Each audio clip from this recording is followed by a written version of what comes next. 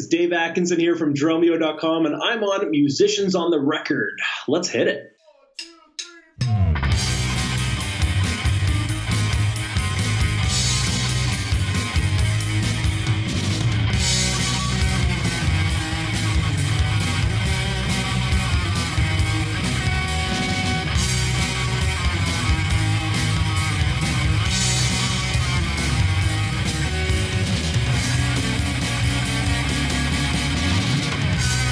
This is huge, musicians on the record. Bring it on. Hi, welcome to Musicians on the Record. I'm David Ward. You've heard the music, now hear their story. And we're getting the musician's story here on the show. Today, we've got the incredible Dave Atkinson from Drumeo and the band Yucca. Welcome to the show, Dave. Oh, thank you. You're too kind. I don't know if I'm incredible, but thank you anyway. Well, I think you are. You may not know, but I've been taking lessons with you guys for years. And I first ran into you probably 4 or 5 years ago when you guys maybe had started about a year. And I got into the bass drum secrets. And I was seeing you and Jared and Sean Lang when you put out that pack. And maybe we'll talk about it today, but music and drums in general. When did you fall in love with the drums? Yeah, for me, I started playing when I was I'm going to say about 11 or 12. And I don't know, it was always a passion. I was always interested in looking at the stage. I was brought up in the church, so there was musicians in front of me every Sunday. And every time I would sit down there, I would look at the musicians, and I was always so curious as to what they're doing, and I wanted just to be a part of it. And when, piano, I couldn't see their fingers from where I was sitting, so I didn't know what they were doing. And guitar, I couldn't see their fingers either, but the drums I could clearly see. So I think that's what kind of drew me to it. But yeah, it was just a passion. You start playing and you realize that this is something that you're enjoying. You're seeing, improvement on it. It's a lot of fun. So I just kept digging in. It was after high school when I became really serious about it, and where all those kind of techniques came from. Literally, I didn't have many lessons. I was I probably took maybe 4 or 5 lessons, masterclass here or there. I went to clinics, but I watched a lot of DVDs. My library of DVDs was crazy big, and I just practiced on my own. And I didn't even know it was called the slide technique, to be honest. I was playing a lot of punk rock. I was playing a lot of faster metal and stuff. So my foot needed to do something to catch up and be able to play those speeds. And eventually I started this, sliding my foot up the pedal a little bit. And all of a sudden one day, I can't remember who it was. Maybe it was Jared, but he's like, "Oh, you do the slide technique." I'm like, "The what?" I don't know what you're talking about. So yeah, it's been a process of just self-exploration and putting in the time. And whenever I did put the time in, it never felt like a waste of time. So I think that's why I was able to keep doing it. So yeah. So started at about 10 or 11. Were there any family members that were musical or who supported you with that? My family is very musical, but none of them do it professionally, or they enjoy music. My sister plays piano. My mom and all my sisters sing, but they were supportive, very, very supportive in it. They obviously didn't buy me a drum set, which I would have loved, but okay. I've my own kit when I was 15. I had got my first job, and first thing I bought was my own drum set. But my family was very, very supportive in it, and that's the reason why I was able to practice. I had that kit in my bedroom. When we had 5 people living in the house, it's not an easy thing to allow. So I give them all credit for that. Yeah. And then when I didn't have a kit, they would drive me to my local church so I can practice on the kit during the week and stuff, right? So, very, very supportive family for that. So that was part of your training then, actually, the church, of whether it was lessons or just being able to play. And were you able to play with other people at that time? Well, that's the biggest thing, I think, with anyone who plays in a church. They might not realize it, but the lessons you learn having to play with other musicians, and the musicians in my church changed every week. Okay. We didn't have enough drummers, so I was usually playing every Sunday, and the musicians would change. So not only am I getting experience with different musicians, but I'm also getting experience playing in front of other people every single week. And sometimes you don't get a song until the day of, right? So you're thrown into the fire. And when you're young, you just think that's the norm. So as you get older, you think, oh, okay, well, everyone's had that experience. And you forget that that was a huge part of where you are as a drummer. Absolutely. And it's great because when I talk to students nowadays and they're saying, hey, I'm thinking about playing in my local church, I'm like, do it. 100% do it, because you cannot put a price on that experience. And some drummers, they have to go and find a band and create all this, website and all that just to get their first show, just to play in front of people, where I was able to do that ever since I was 12. Wow, that's amazing. That's incredible. Who were some of your first influences, Dave, whether musically or drums? Who did you get into? Well, believe it or not, I know this might sound cheesy, but when I was really young, actually, no, I shouldn't say really young. When I was in my teens, there was a band that I would go and watch every Sunday night that Jared played in. Oh, wow.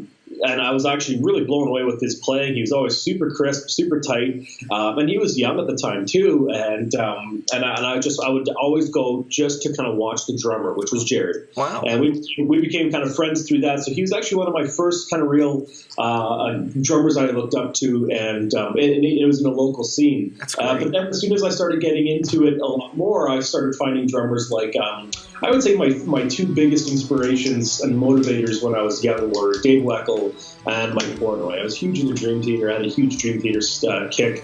And then I was huge into Weckl. I mean, I think I watched Back to Basics about 200 times. I broke the VHS.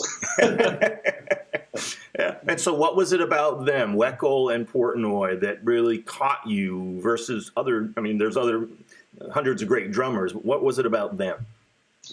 Well, I think Dream Theater, it's a very accessible prog style of music. I tried other kind of prog bands, I guess you could say, but I didn't really get into them that much, except for Dream Theater. Not only that, but when you're young and you listen to that kind of style of music, you're like, oh, this is hard music to play. Yes. And you feel better about yourself by listening to harder progressive music, because you think, hey, I am challenging my brain, or you know what I mean? Yeah. But as for Weckl, Weckl is just, how can you watch the guy and not like it? Right. And when you see some of the things he could do, the feel he had, and this is back when he was in, Back to Basics, right? When he was 89, I think that came out, or something like that. Okay. But I don't know. I just got drawn into his musicality and all that, and I couldn't find anyone really better at the time. So that's great. I didn't realize that you and Jared sounds like have known each other for a long time. Oh yeah, I think I've known Jared since '96. Yeah. Wow. Yeah. And I started, like I said, I got to know him through that band, and he saw me there every Sunday. We started talking, chatting more. He did give me like a handful of lessons, like 3 or 4 lessons privately, but and then he used to sell and trade drums and stuff, so he actually got me my first nice drum set, which was a Yamaha Maple Custom Absolute. He sold it to me, ripped me off on it, but still. Let's get him in here. He owes you some money, right? Yeah, I still have that kit too. Do you? So, what was the actual first kit that maybe wasn't so nice? Oh, that was an old $200 CB drum set. It was great. I'll never forget that one. And then I had the crash cymbal, or ride crash, that I had a crack around the bell. And every single day I played it, the crack got a little bit bigger. And then all of a sudden the whole cymbal fell through and it turned into a splash. And I loved it, because then I had a splash. That's right. Every time I played it, I'm chipping my sticks on it. You never forget your first kit, man. Right. You just repurpose it, right? Yeah, amazing. So really a lot of self-taught, and I heard the other day someone saying that ultimately, even when we have teachers, it really is a process of being self-taught, because you got to put in the time, the discipline, the practice to do all of that. But you have the guidance. What was the dream you had as far as with music? Did you want to always teach? Did you want to be in a band touring? What was your dream? Yeah, that's a good question. I think my dream, there was a lot of social pressures from my family and friends when I was just out of high school, and rightfully so, to get a good career going, go to school, whatever it is. Sure. But that actually fueled my passion, and it turned into, rather than at first I just wanted to be, I'm sure most drummers at some point want to be the world's best drummer. Yeah. But it kind of shifted from that into being, I want to be able to make a living and to have a happy life in the music business in some way. Mm-hmm. So I with Yuka and stuff, we have high goals and high aspirations with that. But me on a personal level, I've learned a lot too, in the years. So my goals kind of have shifted along the way, but I do remember from the very get-go, the whole kind of real end North Star has been, I just want to be able to make a happy, healthy living and enjoy the music industry. So, yeah. Yeah, and it seems like you've done that. To me, the two levels of success, you've made it, so to speak, where you're supporting yourself, living your life in the music business. Yeah, I guess you could say that. It's a grind. Every day it's a grind. It's not like we're all sitting here driving nice Mercedes and have yachts. Heck no. It's a grind, but it's a fun job, and we enjoy it. And if I didn't enjoy it, I wouldn't be able to do it just because you're putting in long hours. Absolutely. But that's what the music business is all about, isn't it? That's right, yeah. Well, and that's the second level of success, the Mercedes or the Porsches in the parking lot, right? Hopefully we'll get there someday. Right, exactly. So can we talk a little bit about Yuka, and how did you connect with them, and what was it like, sort of your experience? You'd already played in a church, so you'd already sort of had that band experience, but you guys have traveled, you've toured a bunch, like to Japan and other places. What was it like to connect with them? And then your first tour, what was that like? Yeah, well, I did. I was in a band right after high school with a couple of friends, and we did that for about, I would say, 6 or so years, I would say, and never really went anywhere. And towards the end of that, we were playing a show in Whistler, which is it's a pretty nice resort up in the BC area here. Yes. And, it was some festival, and there was a band that was playing that I had been listening to on the radio a lot, and I just loved them, and they were called Yuka. And we actually played and opened for them on a different stage, but you know how festivals work. Sure. And found out that they were in need of a drummer. Their drummer was leaving, and they were looking for a new one. And this is back in 2006, I think, or 7, one of those. 2006. So back in the MySpace days, I messaged them up and auditioned for them. I think it was like a good 3 or 4 month audition. I went on a quick little tour with them for the audition process. Wow. Yeah, they accepted me, and I've been with them ever since. It's been an amazing ride. We've been to Japan a couple times. We've toured around Canada, down to the U.S.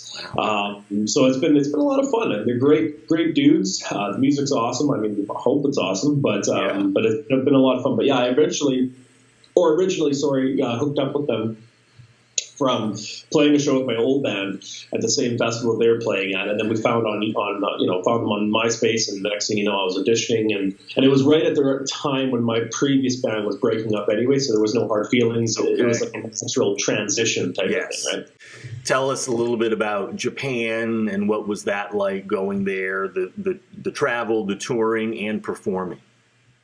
Well, the travel was it sucks to travel that far, but it was such a great experience. Japan, what I liked about Japan, and anyone who's played there knows this, is that the fans are music lovers out there. They really respect the art. Yeah. And I was just blown away with the response, not just from how many people showed up and all that, but when the people were there, you'd play a song and you'd finish your song, and they would cheer, they would clap, they would yell, and then it would just be silent because they would respect and they were waiting for you to play your next song.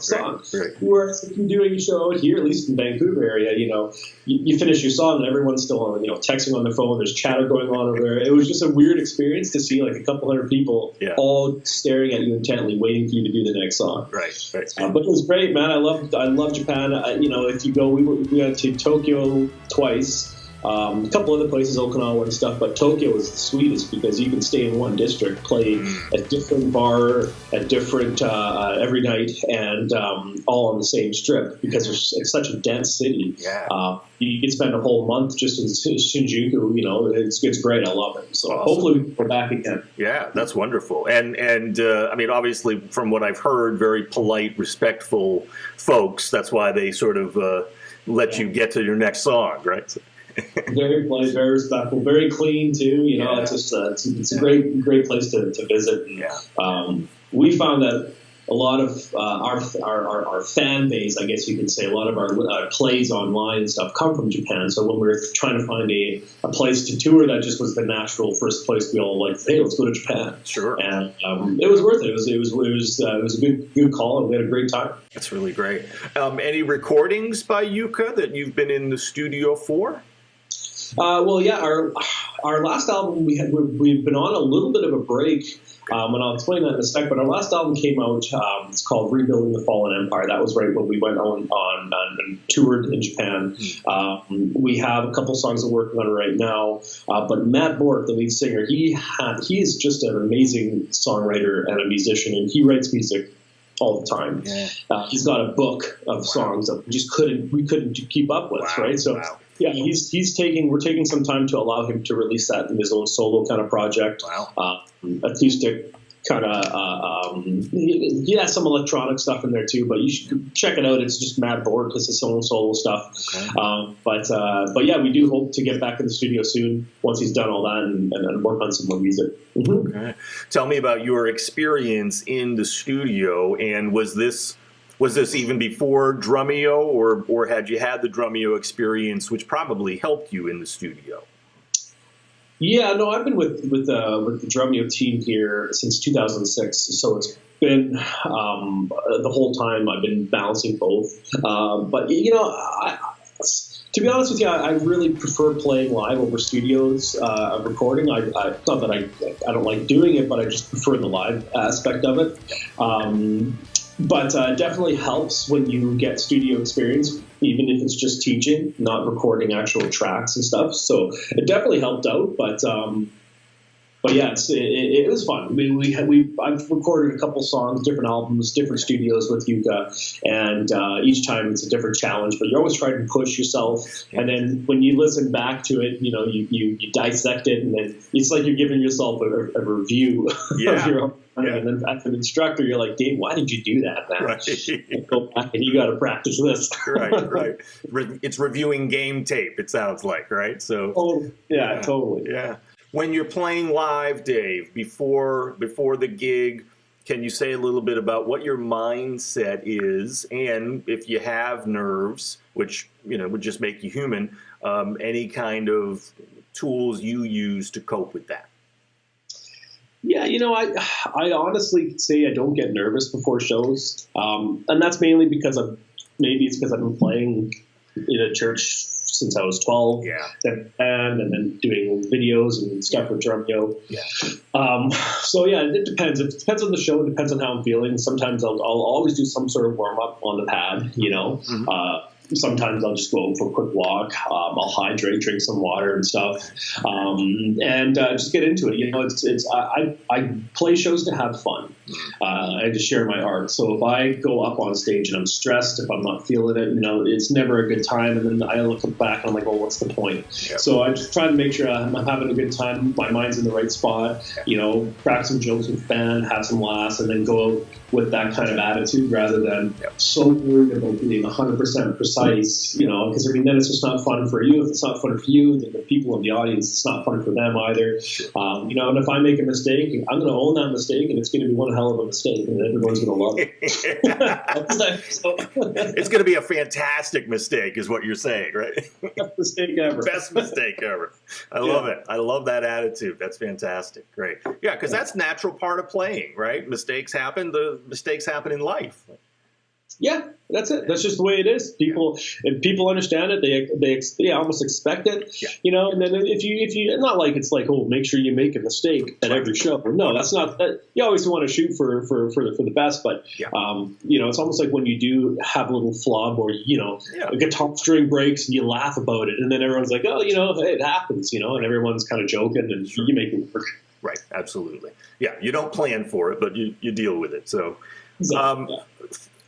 Let's talk a little bit about Drumeo, and obviously you've known Jared a long time. Tell us a little bit of the story about how you guys connected together with Drumeo and how that started for you, and what's it like now, and where do you want it to go? Yeah, man. All right. Well, long time ago, probably, like I said, early 2006, right? There was an old program on the computer called MSN Messenger. If you remember that program. Sure, you bet. So Jared messaged me on MSN Messenger, and because he had just released the one-handed drum roll DVD. Oh, sure, yeah. Just, like I said, years back, and I would always tell him, hey man, next time we do a lesson, you got to show me that one-handed roll type of thing, right? And he finally messaged me and said, hey man, do you want to come and work for me? Work for we're going to start this website up, and we need some help, just writing some articles. And he really didn't know what he really needed because we were, it's just starting out type of thing. Sure. It was a tough decision for me at the time because I was working a pretty good job, had pretty good seniority, had a union pay and everything like that. Wow. And when I was pretty young too. So it was one of those things where it took me a while to finally make the decision, but I ended up doing it, of course, as you know. And it started from there. And I've done, name it, every single job I think that you can do in here. Right. But we finally kind of figured out the best path, and we changed to Drumeo. Everyone calls this Drumeo, but Drumeo actually only kind of we rebranded ourselves as Drumeo in 2012. But we've been doing videos and stuff since before 2005, I think even. Wow.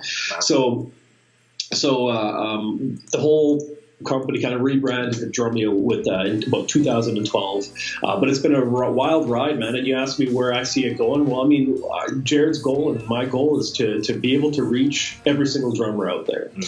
Obviously it's a company we want to make money to and be able to support ourselves and live. Yes. But at the same time, even if no one is paying for whatever we offer, we just want to be able to motivate and inspire every drummer, because there was times where I didn't have any money when I was young, but I was able to find videos and learn from them and get inspired by it. Right. And that's kind of what our goal is with drum. We're getting into other sectors now too. We're into piano with pianos and stuff like that. So yeah, we got a lot of goals. Yeah. So you're getting into the pianos. It's pianotes.com, correct?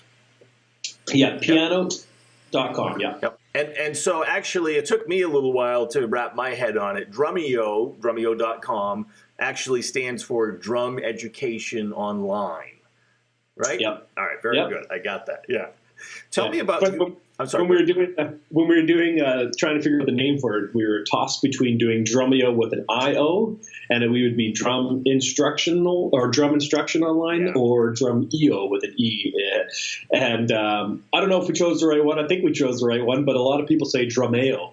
Welcome to Drumeo. Drumeo, right? Oh, interesting. Yeah, that's right. Yeah, I think Michael Shack called it Drumeo. So he knows what it is, but he always calls it Drumeo, and I love it. I think that's great. It is great. I think you chose the right one. Were there any other names left on the cutting room floor that didn't make the cut? Oh yeah. Yeah, and same with piano too. We had just probably about a year ago. We were doing the same thing with piano. Yeah, like what can we do to brand piano? Like Go Piano, Piano, right. Piano, right. Piano Panda, all these names. We had about 200 of them, and the whole office kind of participated. And hey, what about this one? And, that's cool. Yeah, that's how we did it. Same thing with Drumeo way back in the day. Oh, that's great. A nice group brainstorming session then. Yeah, nice. Can you talk about your evolution as a teacher and what that's been like for you? Because you must be learning still as you go along. Oh, yeah. Dude, I've evolved in my own kind of approach with teaching quite a bit. Because the cool thing about where we started is it's all on video, so we can go back and see, like, that's how I taught this, in 2007. That's how I taught it in 2009 and all that. But as you get experience, you not only get to see how the members and how the students are learning and progressing on what they're picking up quicker, but we're also bringing in the world's best instructors and the world's best drummers. Yeah. And I'm sitting beside them. I'm helping produce their content. I'm helping host their lessons, and we're going back and forth with what can we teach, what's the cool thing, what's hip, what's the best approach for certain topics and stuff. So it's been a really cool learning experience for me. And because I have seen myself change a lot in the last couple of years, I am assuming that I'm going to keep doing that. So, so it's one of those things. It's an ongoing process, but it's been great because I've been able to actually take a step back and look at how can I improve my own teaching. Yeah. How can I teach something in the least amount of words while still being the most effective type of thing, right? So that's been probably one of the coolest things. And then just getting inspiration and feedback from the world's best. It's just been an unbelievable experience. Yeah. I mean, can you say a little bit more, maybe something that because I'm also a Drumeo Edge member, but the Edge members may not know, maybe a little behind the scenes story. I mean, you've sat with like Carmine Apiece, Bernard Purdy. I mean, legendary guys. That must be incredible. Yeah, there's been so many moments where I have to say again, that fanboy is a ticket fan, and it's happened so many times. But it's really cool. So kind of how it works is we get in touch with the instructor or the artist, we'll call it, and we chat about what they want to teach. Sometimes they know exactly what they want to teach, which is great. And sometimes they just don't know. They have so many things. Which one do you pick? Yeah. So a lot of times it's going back and forth, and because I've done so many, and we've done so many lessons for web, we know a good format, so I kind of work with the artists and figure out the right flow for it.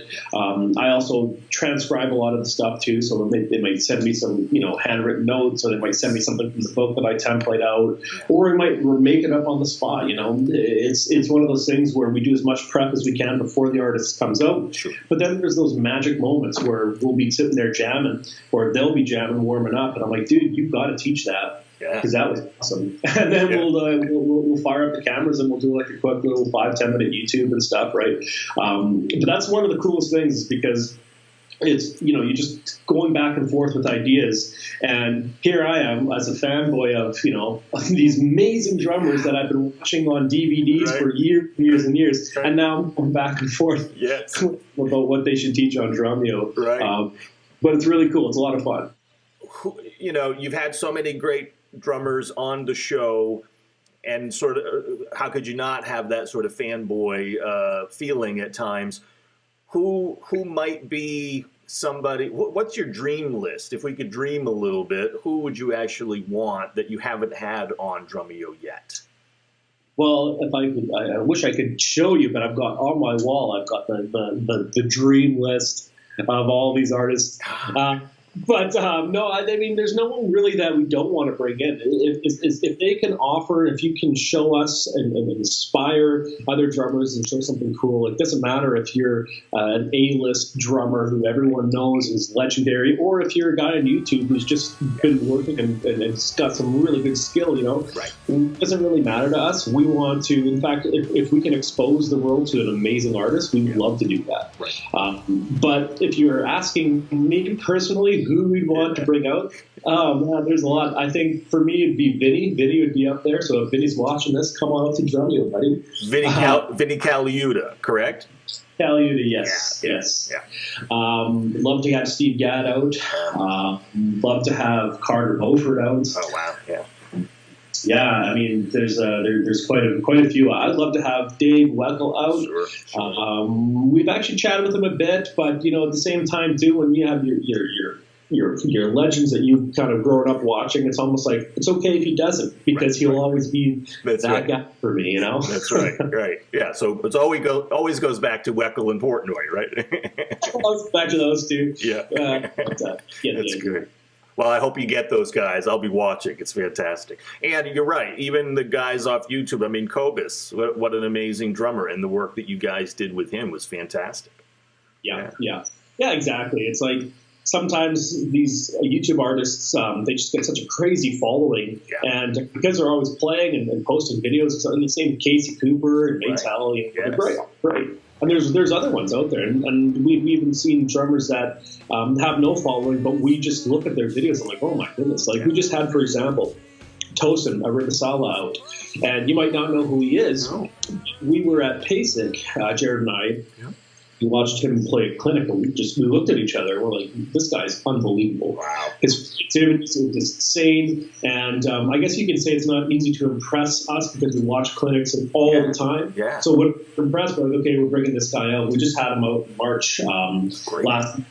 And so those are the kind of things we like to do as well. It's like find some great talent, great instructors and performers, and share them. Right. That's really amazing. So we'll be seeing a video of him coming up soon, one of his lessons. Yeah, it's already in for Drumeo Edge members, and YouTube is coming probably in a month from now. Okay. But we've also filmed some exclusive stuff. So yeah, you'll be seeing a lot more from Toast. Great. Sure. I'll check it out. Wonderful.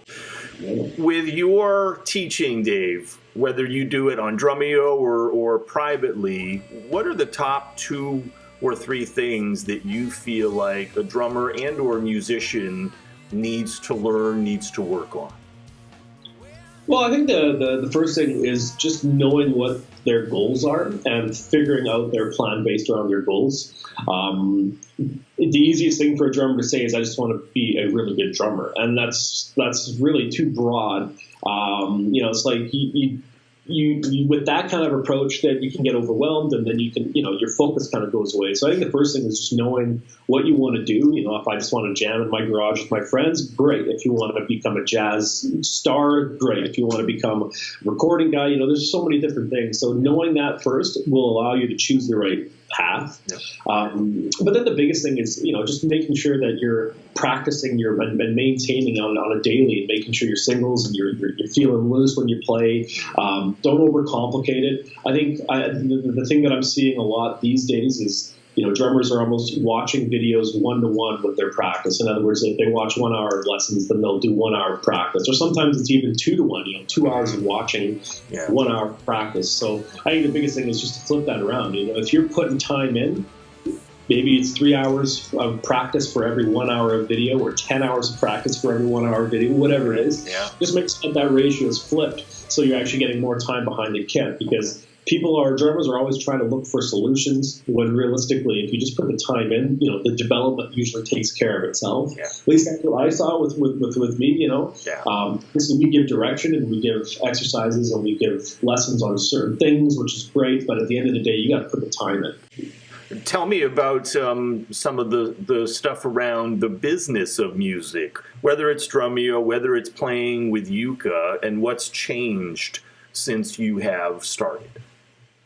Oh man, the music business has changed drastically. And I guess it's one of those things. For me, I started when I was in, I think, probably 2003, when I started doing the band thing and trying to make a career out of the band. Yeah. And it's changed quite a bit even since then, the whole Napster thing and all that too. Right. But it's tough, it's where some doors have closed, other doors have opened, and I think a lot of people don't realize that. Like, the internet is opened up the opportunity to, become a stage for your music. You just got to do it right. And with Drumeo too, we've evolved quite a bit as seeing things change. We went from offering DVD packs to figuring out how to stream online. And 2012, streaming was just coming out. Right. And that was a big thing for us, and we were able to be live in front of everyone, being able to chat with them all. Sure. And so that's kind of evolved too. But the business behind music is a scary one, because it is very fickle. No one really has the right answers. Right. But there are still lots of opportunities out there. And with the internet, the way it is right now, and how how much access we have to all these great channels to be able to network, build social communities with, showcase and share your stuff, and even learn how to do a lot of this stuff too. I mean, you can go on these websites, not just Drumeo, but like how to edit videos, how to do graphics, and how to build a website. You can build a website with these website builders now so easily compared to when we first started. I mean, we had MySpace. Right. And, yeah, well, you know what I mean. And so there are still lots of opportunities out there, but you just need to know how to take them. What would be for somebody watching this in the future, then, Dave? As you know, last couple of questions. For someone who's starting out in the music business, drummer or other musician, what would you say if you were sort of coaching them? If they came to you and asked you for advice, what would be some of the couple of top 3 or 4 things that you would advise them to do? All right. Well, I mean, there's obviously the standard one, which is don't say no to anything. If you're in the music business or drummer, let's just talk about being a drummer here. If you're a drummer and you want to really get your name out there and work, don't say no to anything. Say yes to everything. Get out there and play. Now, I know a lot of drummers or a lot of people say that, so I mean it's a cookie cutter answer, but it's true. Sure. The other one I'd say is just be very, very honest with yourself and with where you're at.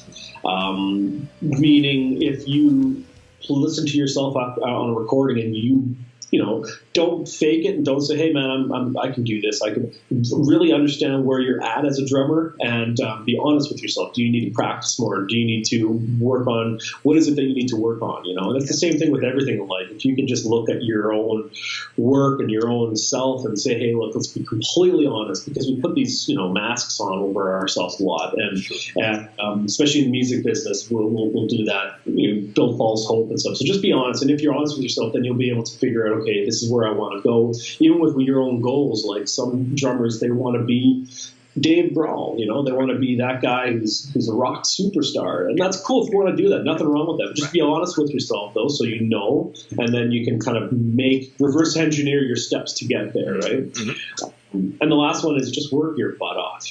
It's like you're competing in a business or in a market area where everyone is. Well, I remember my one buddy in Yucca, Andy, actually. He had this great quote when he was in high school. Everyone, the teacher would ask the class, "So what do you want to be when you grow up?" Yeah. And he was shocked when he heard other people say anything but rock star. He's like, I thought everyone wanted to be a rock star. Why doesn't everyone want to be a rock star? Right?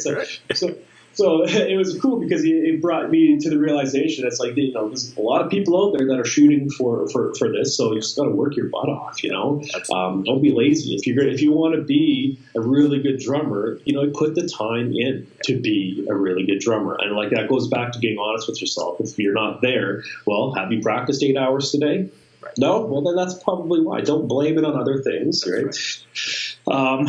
But yeah, and then the last thing I'll say is with the music business, there's so many more skills you need to have than just being a musician. Right. You got to be have your interpersonal skills. You got to be able to chat with people, and you got to have some sort of technical skills on the computer. Right. It's a lot of this is relationship building as you learn. If you know this person, they can help you out with this, and this person and all that. But you can't do that if you're just a hermit who just practices all the time. You gotta be able to go out, set up a website if you want, film a video, put yourself out there, be open to criticism and stuff. So there's a lot of skill sets around just the actual craft of playing the drums. And I think a lot of people ignore those because it's easier to practice drums than it is to spend a whole afternoon learning how to build a website or something like that. Right. Or getting on social media and stuff like that. Right. Yeah, exactly. Or going out and just networking with other musicians by watching other bands play. It's like, God, I want to drive an hour into the city and, watch bands play that I don't even maybe know, right? But there's things that you have to do sometimes. And, so those are a couple of tips that I would give. But that's great. Who knows? Future people watching this, it could be completely wrong. Right. I could be like, nothing totally changed again. That's right. Who knows in another 10 years, right? So take it with a grain of salt, future people. Can I ask also, what are you working on? Both your drums and those other things that you mentioned. Yeah. Well, I think for me right now, I'm always working on my teaching skills. And what I mean by that is I'll try and find the best way to present a topic and explain a topic and break down something so that the majority of people can pick it up really fast. Yeah, great. So it's not like I can't say, I'm practicing my ostinatos. No, I'm not doing that. Yeah. But what I am doing is I'm trying to find better ways to teach things that we already have taught. I'm trying to find cool approaches that motivate and inspire. I'm trying to figure out reasons why people don't practice to try and get them interested in practicing again. Because to me, when people ask, well, what did you do? I'm like, well, how do I put this? I never didn't want to practice.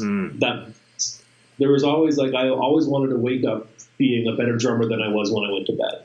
And how do I instill that in other drummers? How do I find that fire and passion? So that's kind of what I'm working on in terms of that. And also with the business, things happen or things are always changing and stuff. And there's a lot of skills that I'm trying to better myself with in terms of my own personal time management and, community management and all that kind of stuff. So always working on something though. Yeah, that's great. And lastly, can you give us a little bit, any kind of a sneak peek or preview of coming attractions of what's coming up on Drumeo? Who might be in the queue in the next few months that we're going to see? All right, I haven't told anybody this, so you're getting the first piece of information here. Exclusive for musicians on the record. We have a heavy hitter coming out in June, and I'm so pumped for it. We have Sir Dennis Chambers coming to Drumeo, and that's going to be a lot of fun. Wow. Right? Yeah, I mean, that's amazing. Do you know what he's going to be teaching at this point? No, we have yet to finalize the topic, but we're going to figure out something. Amazing. Pearl's been great helping out with that as well. Awesome. So it's going to be a good time. That's going to happen in June. We also have a really big May planned as well. Okay. But in terms of Drumeo as a company, one of the big things that we have coming up, which everyone could be looking forward to, is we are putting out an app. Yes. And that's going to be, I think even Jared probably talked to you about that at now, but that's big. We're still working on that right now. And then we have a feature list that we want to put in that's like 5 pages long. So it's just a matter of picking the ones that we can actually do. Sure. That'll be coming out hopefully by the end of the year, but as you know, it takes time to develop. Of course. Yeah, but I think that's such a great idea. So really looking forward to that. A lot of great stuff coming up on Drumeo. Dave Atkinson, thank you so much for your time and for being on Musicians on the Record today. You're more than welcome, David. Thank you so much for having me on here.